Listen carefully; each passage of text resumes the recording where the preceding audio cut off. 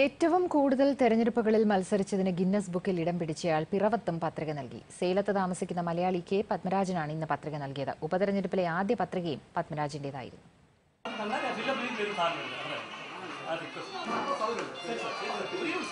തെരഞ്ഞെടുപ്പിൽ മത്സരിക്കുകയെന്നത് പത്മരാജന് ഹോബിയാണ്. മത്സരിച്ചു തുടങ്ങിയിട്ട് 24 കൊല്ലമായി. മുമ്പ് 128 തവണ നാമനിർദ്ദേശ പത്രിക നൽകി. ഇന്ത്യൻ പ്രസിഡന്റായും രാജ്യസഭാംഗമായും മത്സരിക്കാനെത്തി. അപ്പോഴൊക്കെ പത്രിക തള്ളിയെങ്കിലും പത്മരാജൻ പിൻവാങ്ങിയില്ല. 129ാമത്തെ അംഗത്തിനാണ് പത്മരാജൻ പിറവത്തിറങ്ങുന്നത്.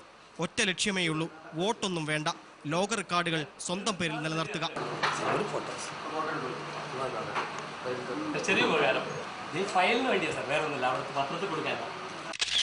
അബ്ദുൽ കലാം, കെ.ആർ. നാരായണൻ, കൃഷ്ണകാന്ത്, നരസിംഹറാവു, ജയലളിത, കരുണാനിധി, എ.കെ. ആന്റണി, വയലാർ രവി ഇവർക്കൊക്കെ എതിരെ നോമിനേഷൻ കൊടുത്ത് വേൾഡ് റെക്കോർഡ് ഹോൾഡർക്ക് വേണ്ടിയാണ് ചെയ്തുകൊണ്ടിരിക്കുന്നത്.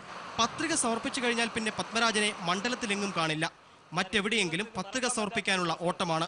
സ്ഥാനാർത്ഥിയായതിന്റെ പേരിൽ ഇതിനകം ഗിന്നസ് ബുക്കിലും ലിംക ബുക്ക് ഓഫ് വേൾഡ് റെക്കോർഡിലും ഇടം പിടിച്ച പത്മരാജൻ ഇതിനകം 17 സംസ്ഥാനങ്ങളിൽ മത്സരിച്ചിട്ടുണ്ട്.